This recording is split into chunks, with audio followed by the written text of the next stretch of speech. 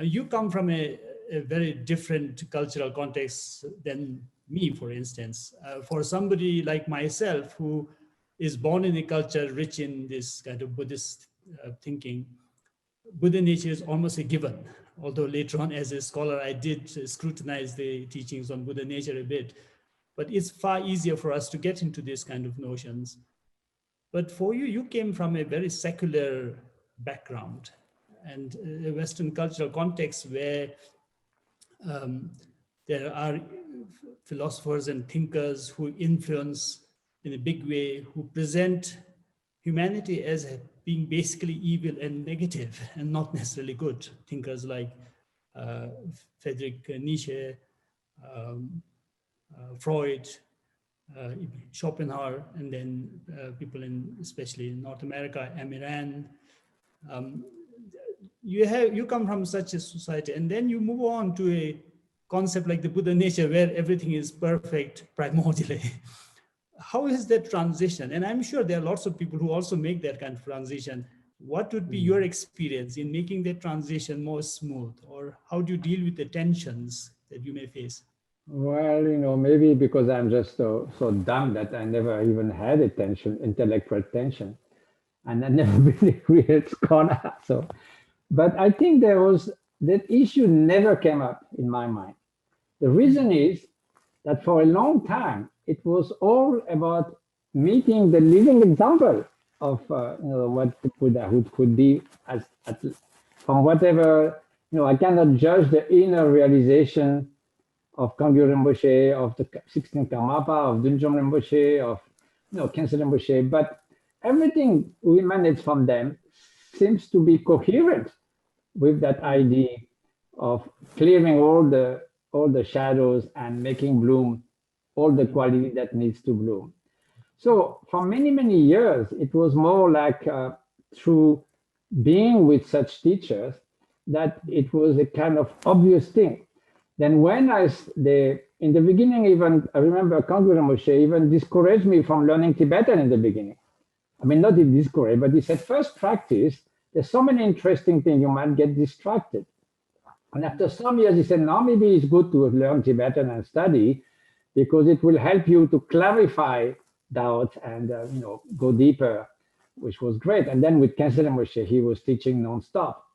So then after having sort of being in the presence of these great masters, we exemplify whatever we ordinary beings can perceive of the Buddha nature in living form. When the teaching came, it was perfectly understandable and natural.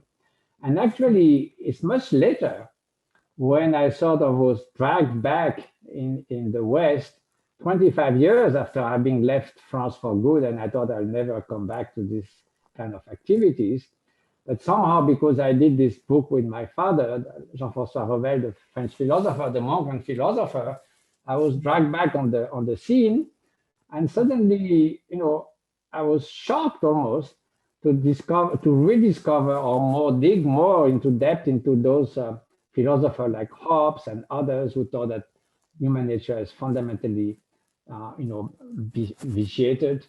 Or even, early 20th century, the first half of the 20th century, all psychologists thought that basically we are damn selfish. And any seemingly altruistic behavior, if you scratch and look carefully and, with a right inquiring mind, you will find a selfish motive. They took that for granted. So I was shocked by that more than finding the teaching on the Buddha nature. And I thought, how is that possible to have such strange views? And so that's why, I started digging into that and spending 5 years of intense work and research to research a book on altruism, because I thought, how can people doubt that, of course, we can be selfish, but also that genuine altruism does exist, and it's so much more close to our fundamental nature. Let me phrase that question again slightly differently. I mean, you were trained as a scientist. You worked in a famous science center under a Nobel laureate. And now you've also carried out quite a lot of psychological and scientific researches that are making inroads into meditation and so forth.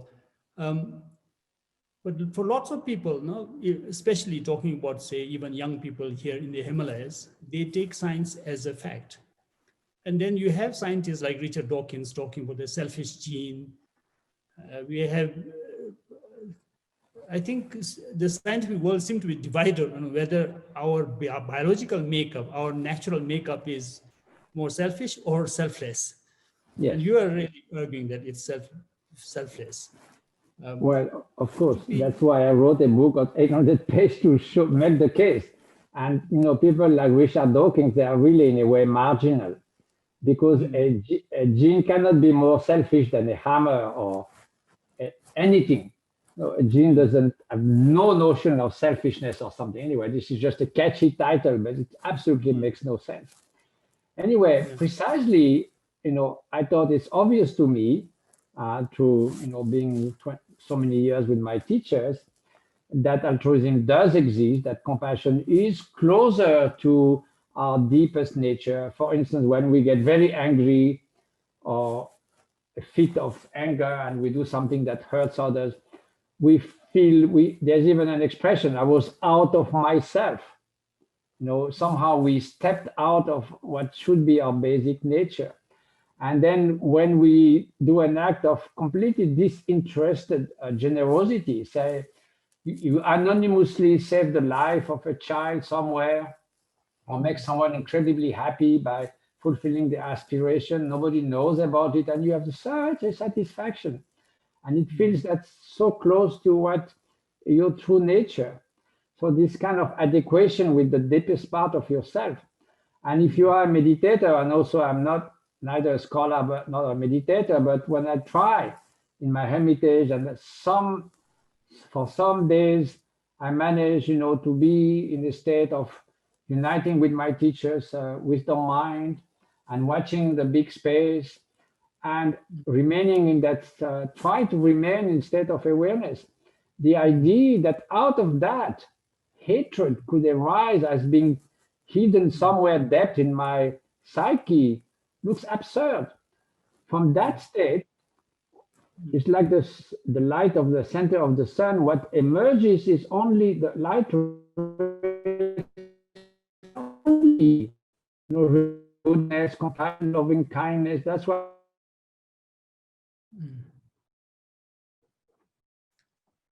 Hello.